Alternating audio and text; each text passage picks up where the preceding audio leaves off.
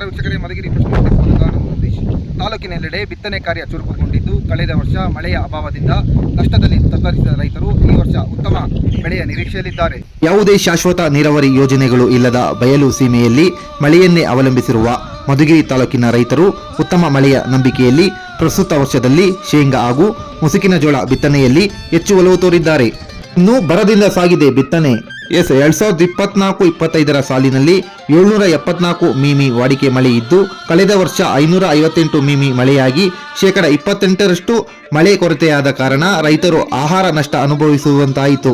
ಆದರೆ ಈ ವರ್ಷ ಜೂನ್ನಲ್ಲಿ 241 ಮಿಮಿ ವಾಡಿಕೆ ಮಳೆ ಇದ್ದು 327 ಮಿಮಿ ರಷ್ಟು ಮಳೆಯಾಗಿರುವ ಕಾರಣ ಬಿತ್ತನೆ ಕಾರ್ಯ ಬರದಿಂದ ಸಾಗಿದ್ದು ಉತ್ತಮ ಮಳೆಯಾಗುವ ನಿರೀಕ್ಷೆಯಲ್ಲಿದೆ ಎಂದು ಹವಾಮಾನ ಇಲಾಖೆ ತಿಳಿಸಿದೆ.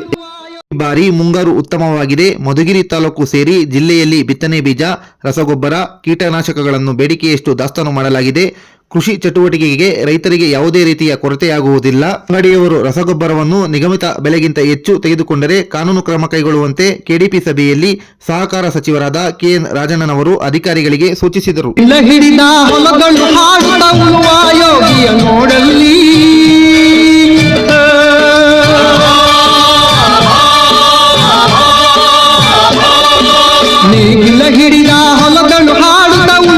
ಯೋಗಿಯ ನೋಡಲ್ಲಿ,